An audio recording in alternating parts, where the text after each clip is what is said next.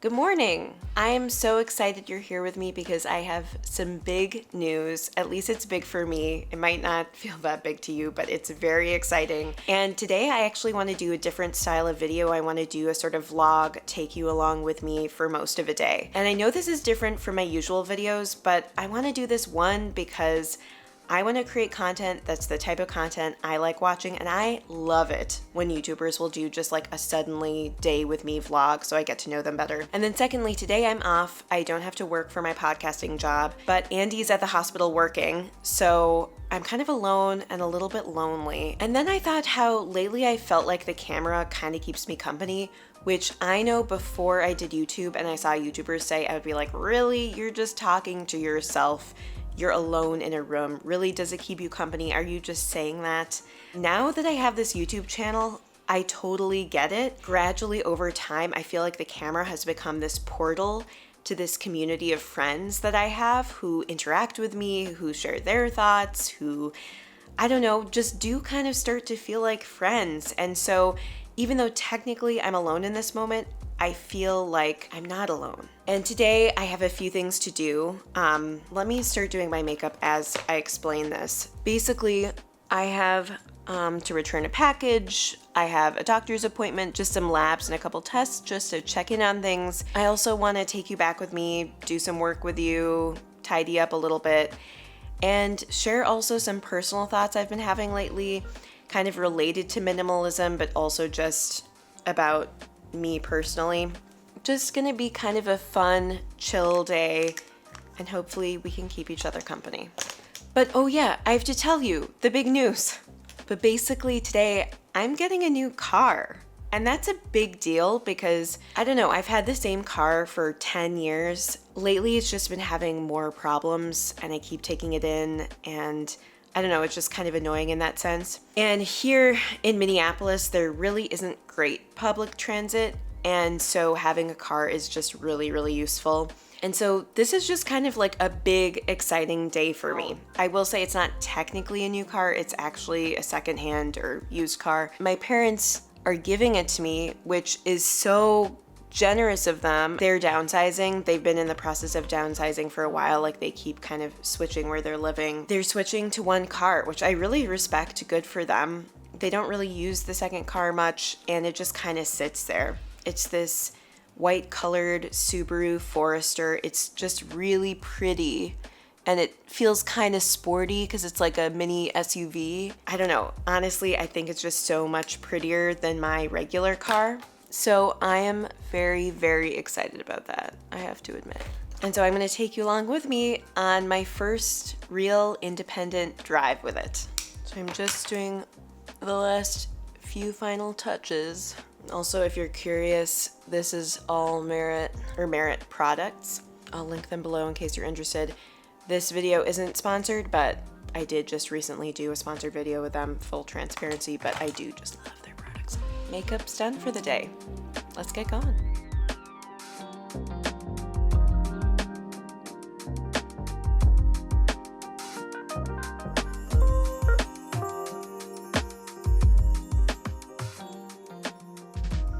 There she is. Her name is Pearl, and she's a beauty. I feel like this car feels very fancy to me. I don't know why. It's gorgeous. Here I am in the car, buckling my seatbelt for the first time. Now, I'm not going to be able to shoot while I'm driving, but look at this. And I'm so stoked about this car. I kind of feel like maybe I'll start doing like car chat videos at some point. I feel like I see a lot of YouTubers do that, and it's definitely good acoustics. And now that I love my car, I think I might do that. We'll see. Here we go, though.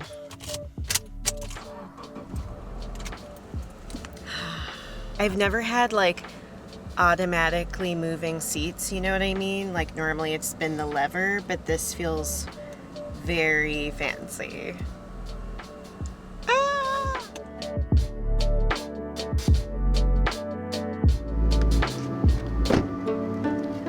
So I just had my appointment. It was super simple and easy. I have to just stop and say though, I'm so excited about this new car because I'm realizing how much I was missing in my last car. I, for the first time, have a camera so that when I'm backing up, I can see where I'm going with that, which is weirdly very helpful. I also can actually use the stereo and connect my phone and play music or play podcasts, which I'm stoked about. I couldn't do that in my old car because basically the second year I think I had it, the stereo stopped working and it was really expensive to fix it. So I just would like play stuff off of my phone or just sit in silence. So already this feels like such a jump up. I'm just really, really happy. Okay, now I think I'm gonna eat some lunch, maybe get some work done, tidy up a little bit, and have a chat with you all.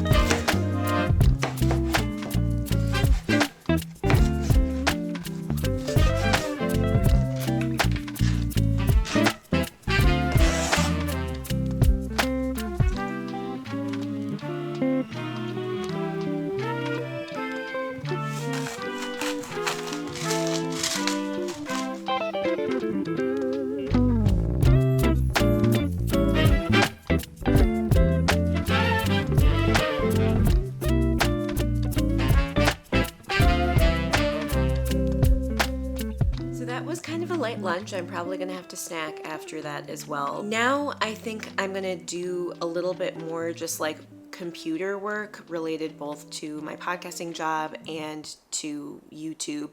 You know, YouTube really is more of like a job than I fully realized before doing it. Like there's just a lot of things to consider. Obviously you have to come up with video ideas, you have to plan the videos, maybe do some background research for the videos, then kind of script or outline them. You got to shoot them, which is very draining, especially when at first, at least, you're like not very comfortable in front of a camera. And then, you know, you got to get all the footage together and then edit it. I've started using an awesome editor, Tara, who's amazing. But before that, very recently, I was editing all myself, which took a long time for me. And then on top of that, there's a lot of logistics of even just organizing all the files, corresponding with sponsors or potential sponsors, negotiating, and then, you know, sending out drafts of videos to sponsors, getting feedback, things like that. So it ends up being a lot more of a process than I ever realized, and a lot of those logistics take a long time. And then not to mention too, when you're shooting a video, usually you need to like do all the gear prep, make sure you've charged your batteries and that, you know, you do your hair and your makeup, and often I'll put up like foam things to help with sound so that there's less echo and things like that. So it's just much more of an ordeal than maybe I think most people realize, or at least more than I fully realized before doing YouTube myself, because I was a big YouTube watcher before I started making YouTube videos for fun. So I've just got some of that kind of computer work to do, and I think I'm just going to do it here on the couch. I gotta admit, often I am a couch worker, and I know, like, whatever, work where you want, but I do feel like sometimes I feel guilty couch working. Does anyone else feel this way, where everyone always appears to be working at a desk? And I do work at my desk. I love my desk, but I want to normalize that. I don't know, not that it's a big societal problem that there's like a stigma against couch working, but I feel like I feel guilty when I couch work, and there is no reason for that at all. Anyway, I'm just gonna do a little work. You can watch me for a couple minutes, and then when I'm done with that computer work, we'll have a little chat.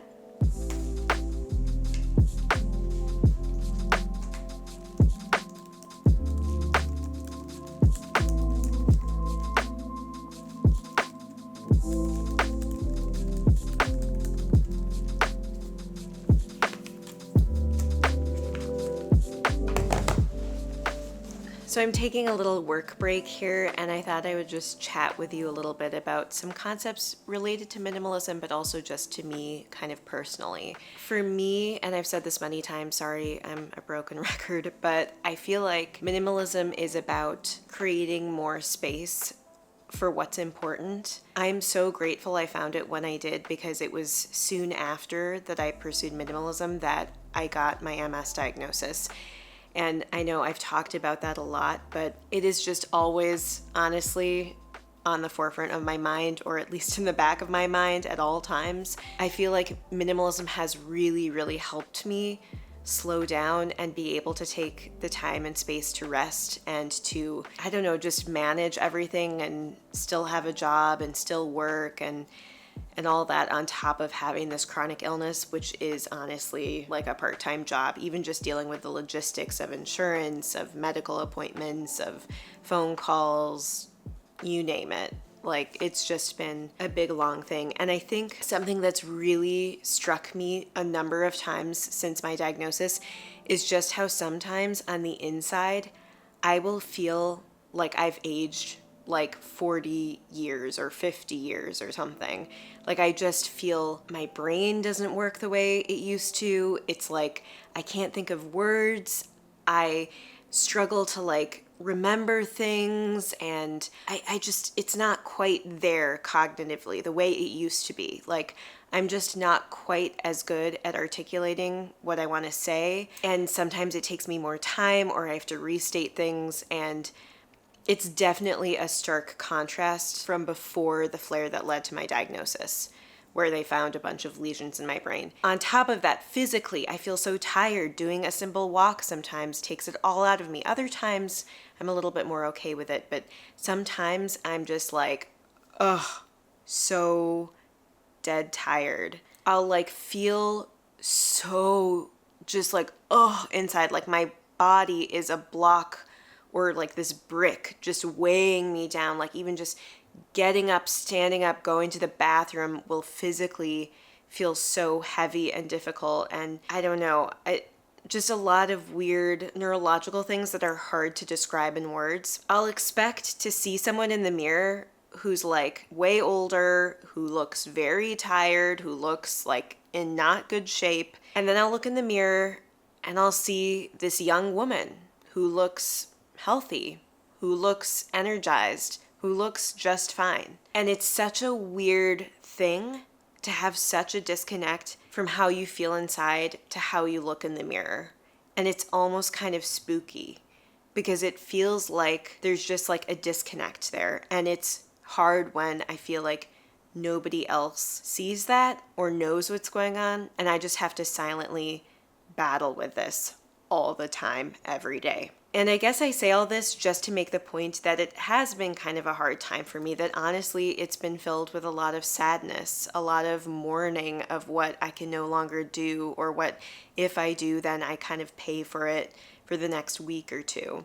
I've been kind of ashamed of myself for feeling that way, especially because I do have so much going for me, and I'm so lucky and privileged in many ways in my life, and yet I'm still angry about what's happening to me. I also feel guilty about that. Anyway, I was having kind of one of those weeks where my MS was not good. I was just not feeling my best. My mood was lower because of that.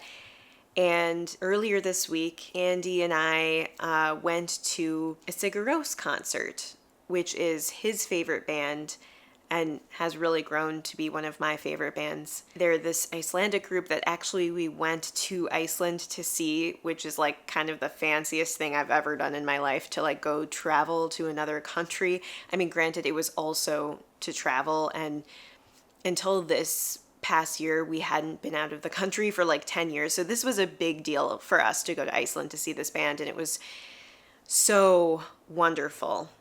I did vlog it. I'll link that above and below if you're interested. But there was something about this concert. Their last concert was like a little bit darker and a little angrier, and that really matched the tone for me then. So it felt very viscerally freeing to go to a concert that was like angry. But then this concert felt so happy, like just very joyful, and the music in their new album and the music that they chose to play was very happy.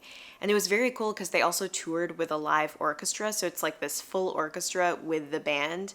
I'd never seen anything like it. It was very, I think, experimental and just really cool. And the sound was amazing, and we sat really up close at the concert. It was so rejuvenating, but it just was like so impactful for some reason, just being engulfed in this sound of happiness. And after that concert that night and the next morning and going into the next day, I felt so happy. It was like I had taken like a happy pill or something, which makes me sound insane. But I guess what I'm trying to say here is that it's amazing how much art can be healing and how it has this ability to give you a new experience so that it's almost like a restart to your system. And I feel like I've carried that bit of happiness with me this week, and it's felt so good. I think it's a good example of why I pursue minimalism, why I declutter, why I talk about it so much. If we don't create space in our lives for those types of moments where we seek out an experience that's meaningful to us, where we go to a concert, we go on a trip, we go to the local park and sit outside, do that sort of dream thing we've always wanted to do, if we don't have the time and space for that because our objects are forcing us to clean them and take care of them and all of that, if we don't create the space for that, we will miss out. I don't know, somehow this concert and how impactful it was for me during what has been honestly kind of a dark time, it just reinvigorated my excitement to want to declutter more and to want to streamline my life more in ways that make space for that. I hope that all made sense, and I didn't mean to overly complain because I am lucky in a lot of ways, and I got a new car yesterday. How awesome is that, you know?